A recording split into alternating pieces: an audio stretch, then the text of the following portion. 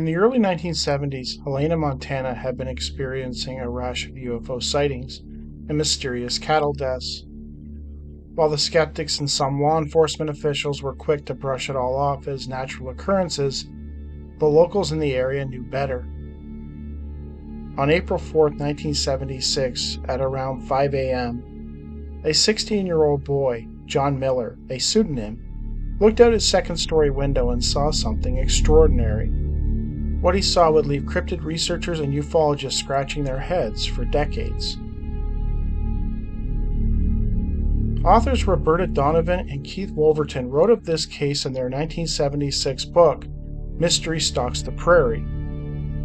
As well, Ellen Baumler and John Axline would revisit the case in their 2019 book, The Hidden History of Helena, Montana.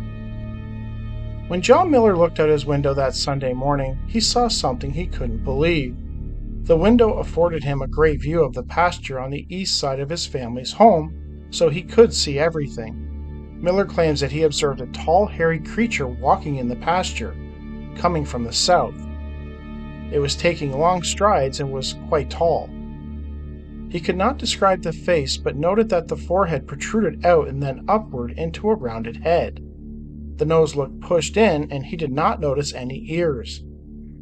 When the creature moved, it walked very smoothly without stooping, and did not appear to bend its knees much. Its back seemed to go straight down to below the buttocks, without any curve at the small of the back. Miller estimated the creature was around 8 feet tall and very intimidating. As Miller watched, the creature kept walking until it was directly east of the house, at which time a second hairy creature joined it. The second one was about a head shorter than the first, but was just as wide, and the color was the same. At this point, the larger creature reached down and picked up something dark-colored, quote, about the size of a bale of hay. Something was flapping from the ends of the object, which looked similar to a piece of dark plastic. The larger creature handed the object to the smaller creature. The larger hairy creature then started walking straight towards the house, whilst the other one, still carrying the object, followed behind. When it got to about 100 feet of the house, it looked directly toward the window where Miller was watching. He became instantly spooked and raced downstairs to wake his father. Sensing the urgency in his son's voice, the two rushed back upstairs to the window, but sadly the two creatures were now gone. John estimates the time it took him to get downstairs, wake his dad, and get back to the window was about 2 minutes. Later that morning, John and his father went outside and inspected the area around the property. They also checked the pasture, where they found strange tracks. Neither John nor his father could identify the animal that made them. According to Donovan and Wolverton, John was quite traumatized by the event. It is unclear what the object was the creature picked up, though John indicated that it was flapping on both ends. Was this because of a breeze, or was this thing they were holding actually alive? John described it as looking plastic, so probably not. What did they intend to do with it? John said that after picking it up, they began walking directly towards the house. Upon seeing John in the window, the larger creature, which I presume was the leader, immediately stopped and stared at him. I wonder if these two Bigfoot-like creatures had intended to do something to the Miller family that early morning, but upon seeing a member of said family awake, they abandoned their plans. Donovan and Wolverton in their book did not mention any deceased cattle being found around the Miller farm that day, so it seems unlikely they were there for the animals.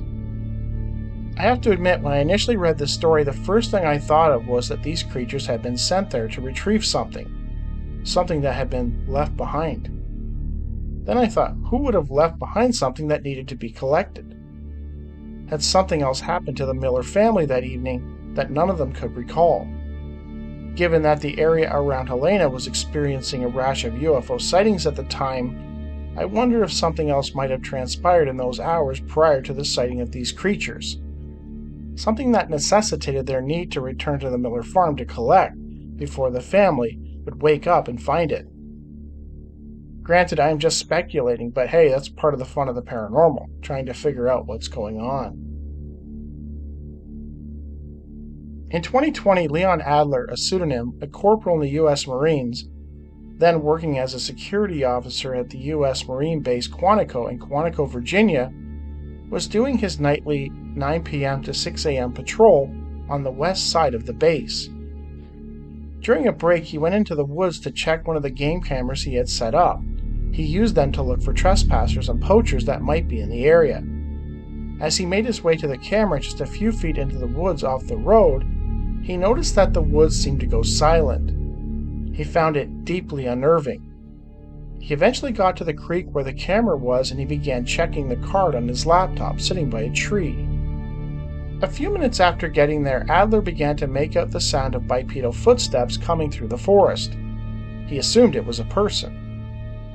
As Adler scanned in the direction of the steps, he suddenly saw a white-tailed deer step out of the foliage.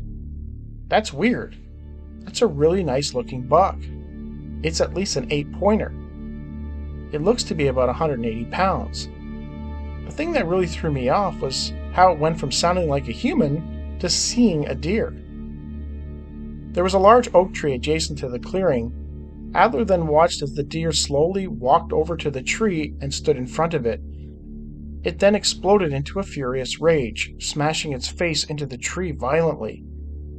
Adler could hear the animal's bones cracking and its grunting as it repeatedly smashed its skull into the tree in a wild rage. He found it to be unbearable.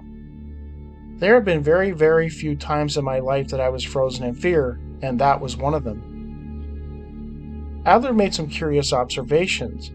When something's in pain, it makes sounds. Deers have a dying grunt, but there's no grunting. There's no sound of something trying to off itself. The only sound is just this repeated smashing of bone over and over. He suspected that the deer might have been suffering from chronic wasting disease, a fatal neurological illness affecting deer, elk, reindeer, sika deer, and moose, mostly in North America. Though what happened next made him suspect that it was something else, something not natural. Most animals' retinas reflect back at you, and I saw no reflection of the retinas. It was just weird. It was odd. Then things got even stranger. As this buck finishes smashing its face, it takes a step back, stands up on its hind legs. That's when, in the clearest voice I have ever heard in my entire life, it says, "I know you're there." I felt freaked out. I was scared. This thing doesn't have a working jaw, much less a working voice box. How would it say anything? I felt like I was frozen in time, like somebody put me in jello and I couldn't react. Adler tried to rationalize what he was seeing. Every realization and explanation I tried to come up with didn't make sense. The only thing I could come up with was that it was a skinwalker. Looking at it, it feels like it's something that's been here way before we have, and will be here way after we're gone. The only thing you could compare the voice to was depictions of old Native American voices. I felt like I'd been watching it for hours, but it was probably just 5 to 10 seconds.